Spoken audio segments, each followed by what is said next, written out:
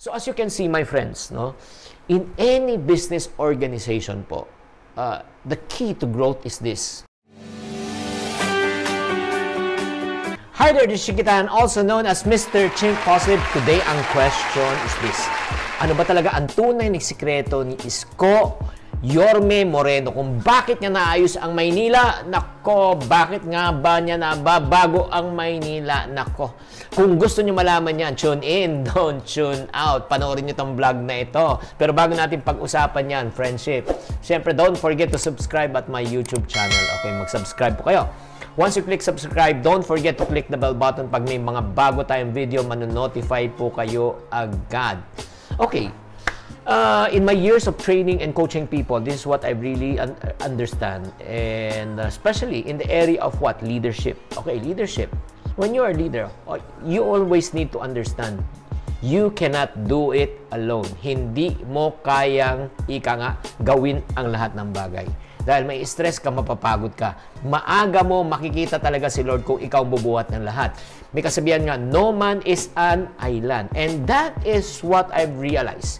That is what I've realized from the leadership of Yorme Isko. Not only watching Isko serie, but really talking to him up close. Na talagang, I was so blessed and so privileged na na-meet ko siya when I was still in the movies, nagkasama kami sa pelikula. And not only that, during the time na siya po ay from time to time nung tumatakbo pa siya ng vice mayor, 'di ba? Nagkakausap pa rin kami, and then nagnenegosyo siya, and then nung tumakbo rin siya as a senator, 'di ba? Nakausap ko rin siya, at nung siya po ay hindi pinalad bilang senator, siya po ay nag-umpisa ng sarili ng negosyo, tapos hinired po niya ako sa kanyang company. Hinired po niya ako to train all of his staff and employees and mga dealers to motivate and inspire and change their way of thinking. Nung naman siya po ay nanalo na bilang mayor, and we got in touch again, and then he invited me at a meeting in Shangri-La. Sinabi niya, I want you to help me, no, to change the mindset of my my staff and employees. So sinabi niya, because gusto ko talaga mabago mo ang mindset ng mga tao. So to cut the long story short, okay, panoorin na lang po natin yung nangyari po sa aming usapan. Ito po ay naging makatotohanan na. Let's watch this.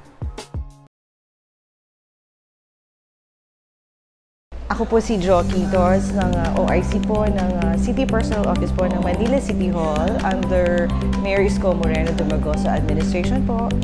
Andito po ako ngayon para po i-share sa inyo ang nangyari po sa aming seminar po sa tulong po ng ating napakagaling na resource speaker po na si Mr. Chikitan. Kulang po sa ating talaga pagmamahal. Pagmamahal sa ating sarili. Pagmamahal sa ating bayan. Sa mga tumulong po sa aming programa, nagpapasalamat po ako sa napakabait naming Secretary to the Mayor kay Tito Bernie Ang, kay Ma'am Telma po ng CGSO, kay Architect Dennis Lacuna po ng City Planning and Development Office, at sa nagpahiram po ng venue sa amin, kay Pastor Tito po. Maraming salamat po sa inyong lahat. Una po sa lahat, nabuo to dahil po sa isang araw po, linipitan po ako ni Mayor Isko Moreno para po bigyan po ng kauna-unahong pong seminar sa City Hall po para po sa 8,500 employees po ng City Hall, dahil naniniwala po siya na dito po sa uring talakayan na gagawin po namin, malaki po ang maitutulong nito sa bawat empleyado para po sa pangarap po ni Mayor Isko Moreno na magkaroon po ng pagbabago sa Maynila.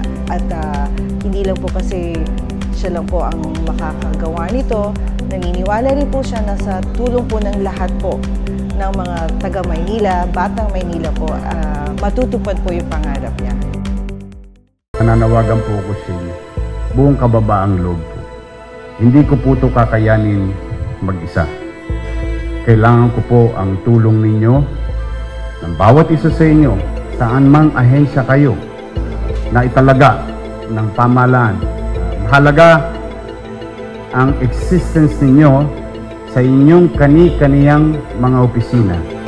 Kayo na pinag-uusapan dito, kayo, hindi lang si Isko, huwag nyo titignan na si Isko. Kasama kayo lahat. Sa totoo lang, kung walang tulong nyo, wala rin, hindi rin eh. kinausap ko po si Mr. Chinkitan dahil personal choice po niya talaga si Mr. Chinkitan para po dito sa seminar na gagawin po sa empleyado. And so far po, naging maayos po ang naging flow ng aming plano.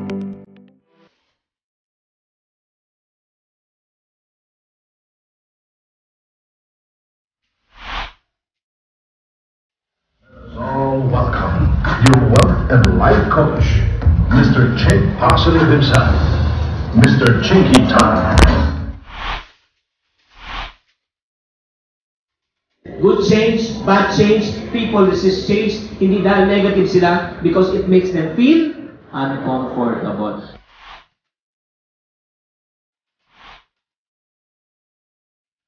Seek ye first the kingdom of God and His what? Righteousness. And all these things will be added to you.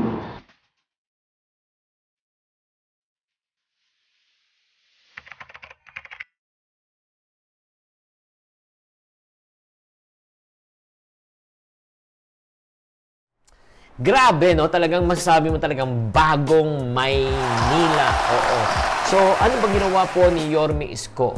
He believed in so much in his people that he believes that he needs to train his staff, number one.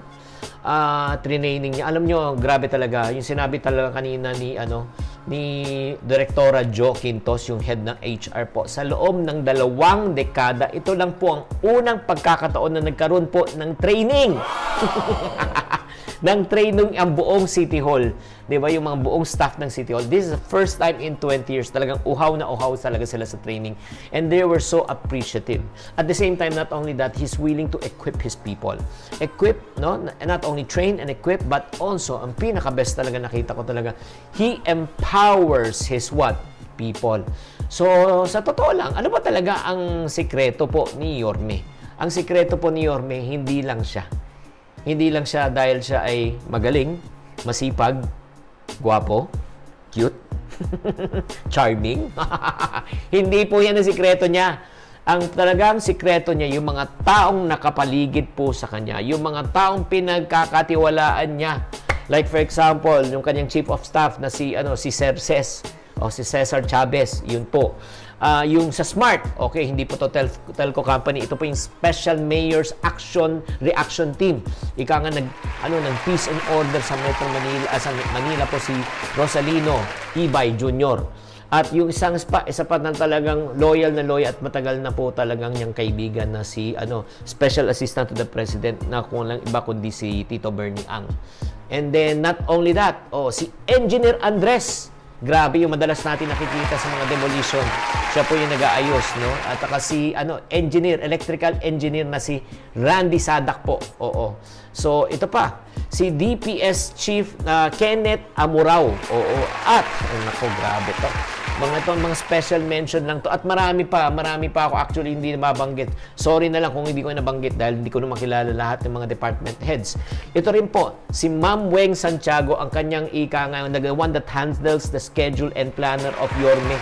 Halos di na rin ito natutulog. At syempre, di ba? Walang iba kundi ang kanyang Chief of Public Information Office, na walang iba kundi si Julius Leonen. Julius Leonen, kamusta na? Kamusta na ang iyong irog? Si Nikki. At syempre naman, kay Direktora Jo Quintos na talagang siya po ang namumuno at na nag-organize po para sa kanyang HR, para sa human resources. So as you can see, my friends, no, in any business organization po, the key to growth is this. You grow your people, you will grow your organization. You grow your people, you will grow your organization. It is impossible to grow your business without growing your people. You are only good as the people you hire. You are only good as the people you have. So, ito po ang, again, babalik po tayo sa sikreto. Kung ano ba ginagawa ni Yorme Isko, di ba? If you grow your people, you will continue to grow. Yan po ang ginagawa niya. So, I suggest also na very important po, grow your people. But before you make sure you grow your people, you grow yourself. Because change starts from you. Ikaw muna. And then once change starts from you, you start changing others. You start growing other people. So I hope that you have learned in this, ano ba talaga ang tunay na sikreto ni Yorme Isko. Again, hindi siya ang magaling dahil yung mga taong nakapaligid sa kanya ay magagaling din. So ganun din po, kung gusto niyo talagang yumaman, dapat paligiran nyo rin po ang sarili nyo ng mga taong mayaman. Kung gusto nyo maging successful, paligiran nyo rin po ang sarili nyo ng mga taong successful people because you will attract who you are. So guys, I hope that you have learned from this session. Kung nagustuhan nyo po itong session na ito, please give me your comment. Ano ba yung mako-comment mo sa video na napanood mo? Na-inspire ka ba? Na-encourage ka ba? Ano po napulot nyo? Please make a comment. And do also subscribe at this YouTube channel if you like this. And then once you click subscribe, please click the bell button at marami pa kayong matutunan. Okay, this is Chinkitan saying, to every problem, there's always a solution. If you're not part of the solution, you're part of the problem. Always. Think positive. Bye. Thank you for watching. If you want to keep on growing and to stay inspired, subscribe and hit the bell button to get notified. Always think positive.